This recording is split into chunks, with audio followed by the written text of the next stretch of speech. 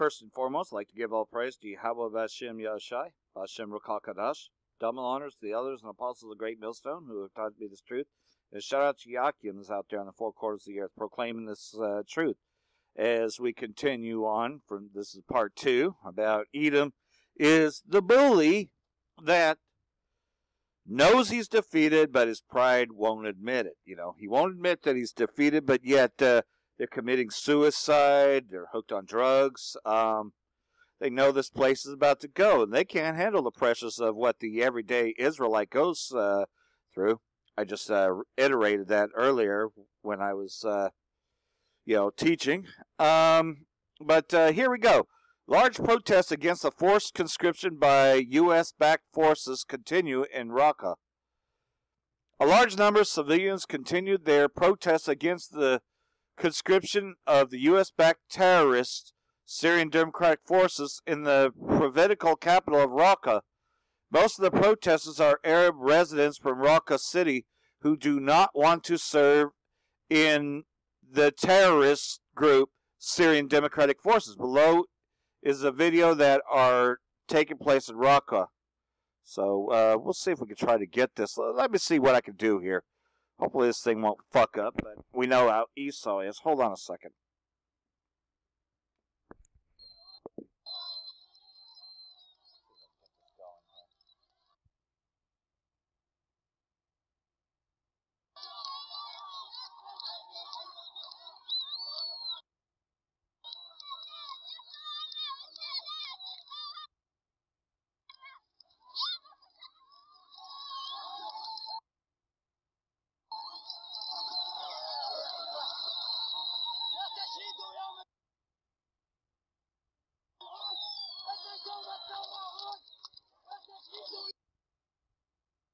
So yeah, fuck you, Esau. Get out, is what they're pretty much saying. Yeah. All right, well, we know that Esau loves to fuck with videos because they love to slow it down, and make it to where you can't play it.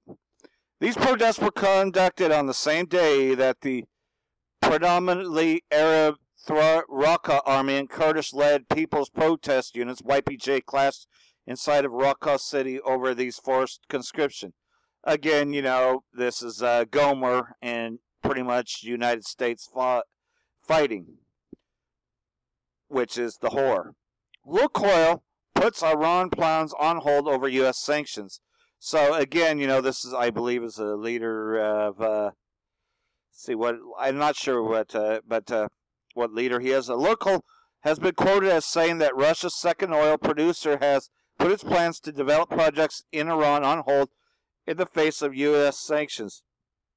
Considering the latest developments, I guess it's too early to say what our plans are about Iran will be. For the moment, basically, we have everything on hold, the unarmed official told the conference call Monday, according to liars, which is what Reuters are.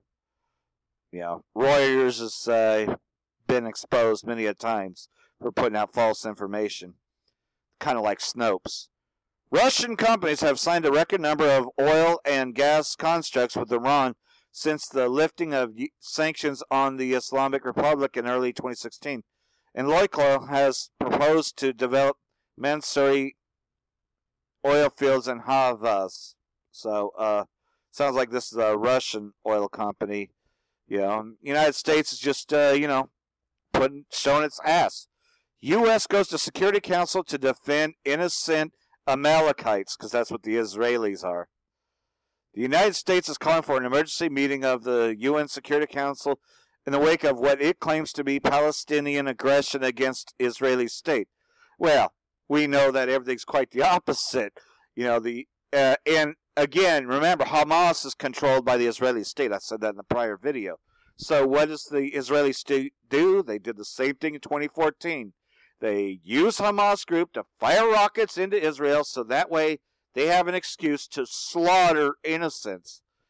Hamas works for Israeli state. The American ambassador to the UN, fuck Haley, said the meeting should focus on recent mortar attacks fired from the Gaza into the Israeli state. This is while the Israeli state has targeted dozens of bases belonging to Palestinian resistance movements, Hamas and Islamic Jihadi, inside the Gaza Strip. And again, I told you that and many people have mentioned that Hamas works for the Israeli state because they play both sides, and this is done on purpose. We know that the Palestinian leader works with the Israeli state. Of course, the deep state runs everything. As the Tel Aviv regime continued its aggression, Palestinians also said they were responding to the attacks by shelling Israeli-occupied towns. So, again, they're just going to keep on using excuses, doing more false flags. Basically, the Israeli state controls fucking Hamas. And so, the wars will always continue. All right, let's pull up another video because lots of things going on here. Hold on a second. Okay, I don't know if you've been keeping up with Brazil, but pretty much, and that's our people, of course, that pretty much you can't find fuel in Brazil. They're just about out of fuel. The same thing's going to happen over here in the whore Babylon the Great. But anyhow, this is a report from Dabu 7.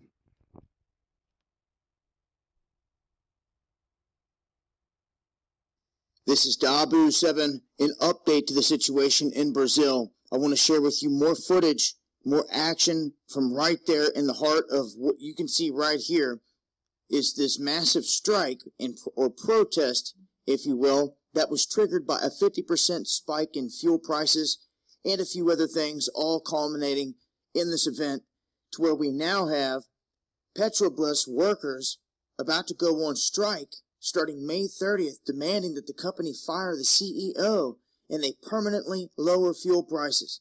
This is how far it's going. We've also seen where the military's been sent in certain instances, but it's been futile because they can't do much. When you encounter this, there is nothing that they can do. They literally go to one truck, say it's all 3 lanes are blocked, like right here in certain areas. They can only, if they're at the back of it, start to try to move each vehicle pulled off and out of the way. And it's just a tedious process at this point. And it's shown that the police escorting the fuel tankers have been the main sense of security. And I'll share with you some footage here in just a second of that. But there are extremely long lines down here for people trying to get gas. I think they're saying 12 hours wait. Now, down here in Curitiba,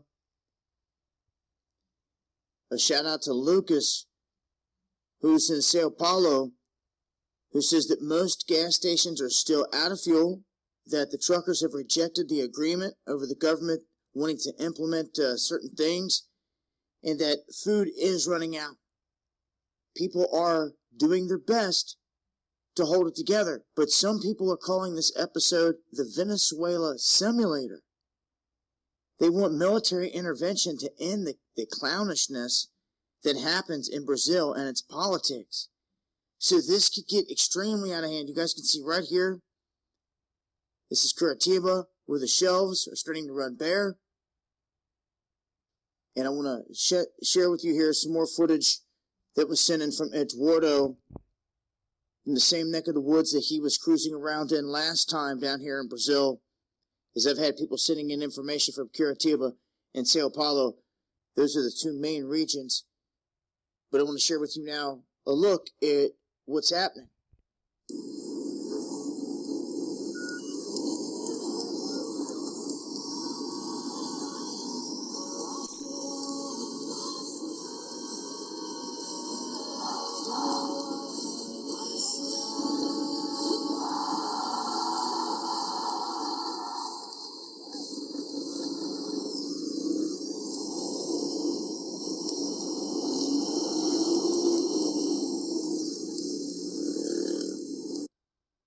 And that was the police escorting the fuel tankers there. And I'll let Eduardo finish explaining here what's happening in the streets as you're going to see these extremely long lines. This other line that I'm filming now, It's not that same one, it's another one, but it's for the same gas station.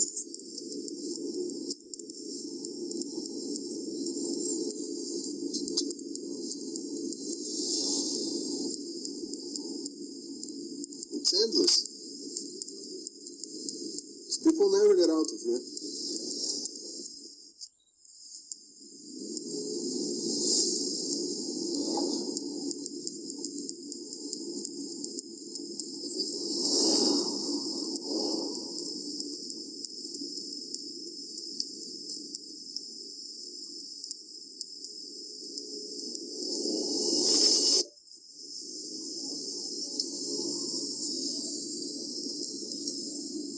They're talking about 12-hour waits down here with these lines that just are endless, like you said.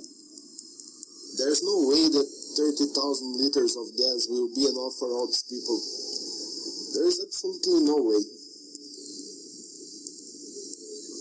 And we are talking about one gas station. This gas station won't even have the full 30,000 liters. Yeah, it's hopeless for these guys.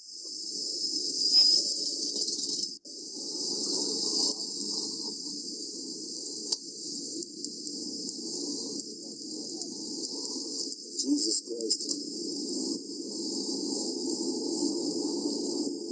That's the continuation of that previous line I showed you. The one of the first video. It's insane. It's just insane.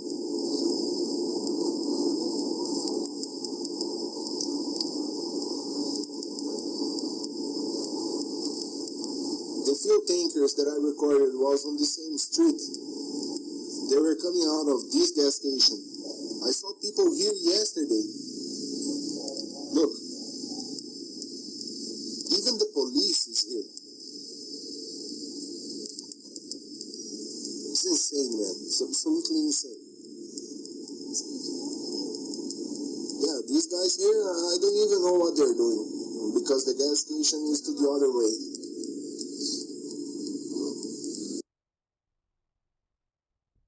So, anyhow, I'm going to have a part 3 to this, but I'm just not going to call it part 3.